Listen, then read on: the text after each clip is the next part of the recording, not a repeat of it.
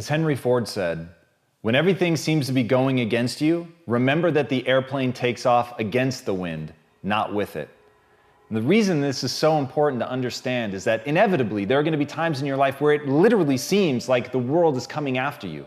And in those moments, if rather than panic, if rather than letting your mind run away from you, rather than getting bitter or angry or frustrated, if you remember in those times that forcing yourself to push through it, forcing yourself to find the opportunity, forcing yourself to find the lesson in that, is going to be the very thing that gives you lift.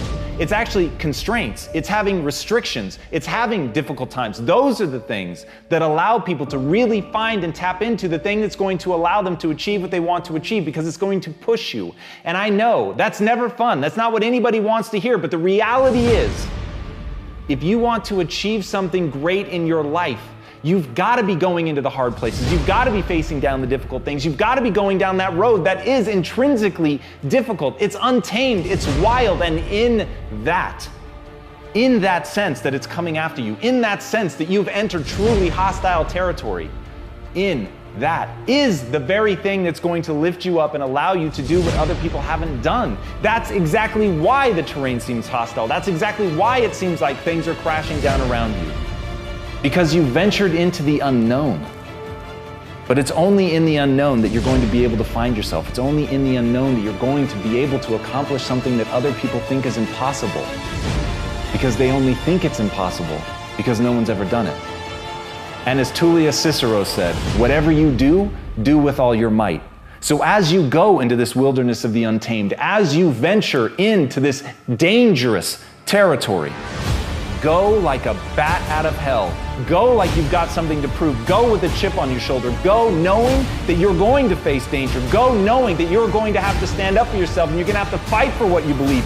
Go knowing that you've got to get stronger. Go knowing that right now, you're not the person you need to be in order to be successful. Go now knowing that failure is guaranteed. Go now knowing that in that failure you will learn what you need. And by being willing to face that failure and being willing to learn from that and putting all of your energy into getting better, into taking responsibility, into focusing who you want to become, in looking at only where you want to go, in doing that you get the lift that you need in order to soar above what everybody else is willing to do. But you've got to do it with everything you've got. Anything less is guaranteed failure. As Thomas Jefferson said, he who knows best knows just how little he knows.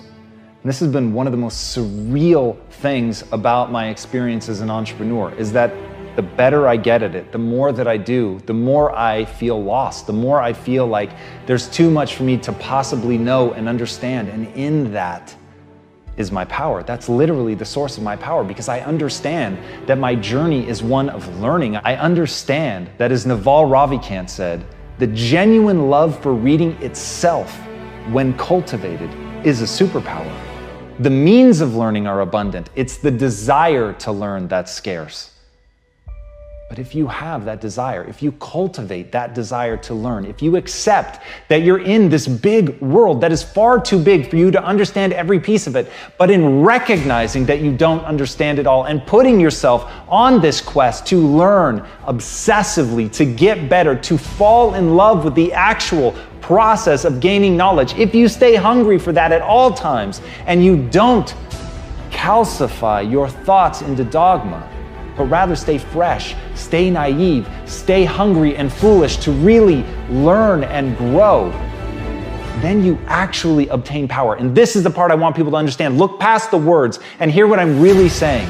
As you take on the knowledge, as you're learning one thing after another, those skills have practical application. And it is that practical application, born of understanding how little you really know, that allows you to become far more powerful than the people that think they know. Because when they think they know, they stop growing. When they think they know, they calcify. When they think they know, their thoughts get brittle like bone and break. But when you think you know nothing, when you think you have to learn everything, when you're really just trying to figure out if something works, if it gets you the result, then those skills become real. They become tested. by what you're doing. They are boundless because you're always trying to find that next thing. You're never self-satisfied. You're never self-congratulatory. You're simply asking, where do I want to go? What skills do I need to acquire to get there? And knowing that each one of those that you get, brick by brick by brick, builds a real path to where you want to go. So fall in love with the idea that you know nothing. Fall in love with the idea that learning is a superpower. Fall in love with that hunger. Want to get better every day. Never be tricked by the desire to be self-satisfied. Never be tricked by the desire to be great today. Never fool yourself into thinking who you are today is who you can become. I don't care how far you've come. I don't care how many accomplishments are in your rearview mirror. If you fall prey to that, your past will always be bigger than your future. And there is one mandate that I make of myself and anyone else that wants to be around me. Your future must always be bigger than your past. And the only way for that to be true is to love how little you really know, and to love how much you can learn if you just keep going.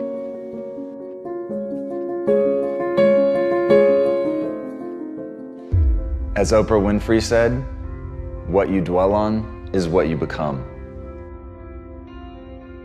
Once you understand that humans are the ultimate adaptation machine, and you understand that the brain actually builds faster and better connections between the things that you think on, you will begin to understand that it is incredibly important to be thoughtful about what you think about. It's incredibly important to pick a direction that you want to grow in, to decide who you want to become, and then make that the center of your focus, your thoughts, your time, your energy. And if you look inward or if you look outward and you don't like what you see, remember what Jim Rohn said. If you don't like how things are, change it. You're not a tree. And that's the beauty. That's the beautiful thing about being a human. We are so plastic and we can change so dramatically. We are so good at adapting that we forget. That's literally what we do. But if you can take control of that process, if you can grab a hold of it and make it your own, if you can make it your daily obsession to make the most of your potential, to pick a very specific direction, to pick an end goal, an end state, an end identity, and work your way backwards, find out the steps that you're going to need to take to get there, to execute, and have the willingness to put in the work, to have the willingness to be both the sculptor and the clay, to understand that the suffering that comes with that, of changing yourself, of making yourself into something great, is a suffering well worth it. It's a suffering that you should embrace. It's a suffering that you should run towards, because in that suffering you can become anything you want. So start to dwell on that. Dwell on a vision of you being great. Dwell on a vision of you accomplishing your goals. Dwell on a vision of you having done this amazing thing that you want to do. Dwell on an image of you being willing to sweat and bend yourself in half and break if need to and bleed when necessary to become the vision of yourself you always knew you could become. Dwell on that and nothing can stop you. As Epictetus said, he is a wise man who does not grieve for things which he has not, but rejoices for those which he has. And that's gratitude, isn't it? It's the very base decision that we all have to make. Are you grateful for the things that you have in your life, or are you always wanting more? And trust me, I get it. I understand people that strive for more. I understand people that want something bigger and better. But at the same time, if you allow yourself to only think about what you don't have, to only be striving for something more, that obsession will begin to overtake you. It will begin to corrode you. But ultimately, it's a choice. Ultimately, at any time, right now, in this moment, you can stop and think about what you have. You can put your attention on the things that you're grateful for and watch what it does.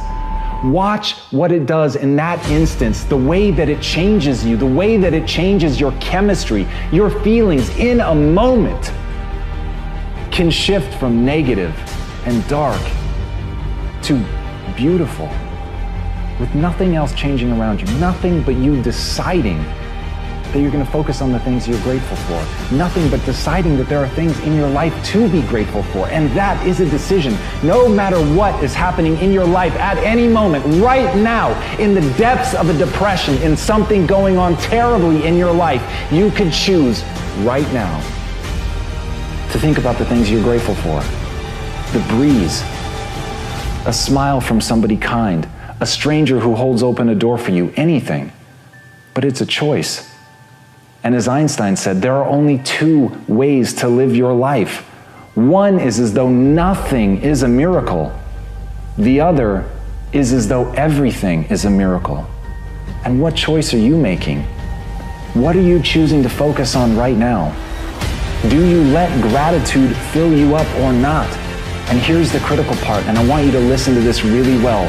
Whatever you decide, whether you decide we live in a world of miracles or whether you decide we live in a world devoid of miracles, you are choosing one thing to the exclusion of the other. And when you focus on something that you're grateful for, when you look at those little moments in your life and choose to see them as grand miracles, even when it is only a gentle hand on your shoulder, even when it's only a kiss from somebody who you've kissed 1,000 times before, even when it is only holding the hand of somebody who needed their hand held, even when it's something that simple,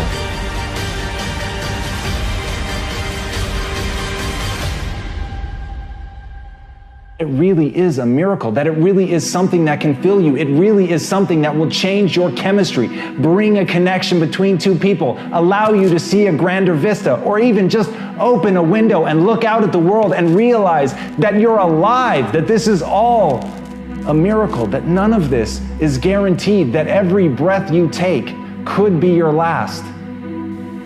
And in that, you can choose to cherish what you have. In that, you can decide to focus on that you have a breath to take.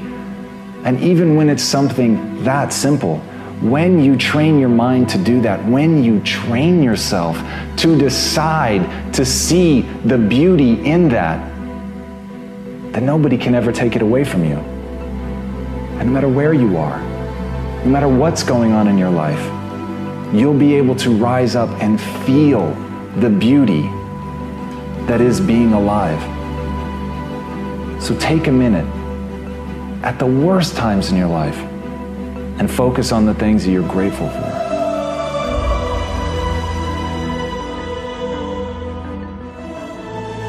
I want you to burn into your nervous system the following statement, because it is a fundamental truth of the human condition. It is literally the baseline physics of what it means to be a person.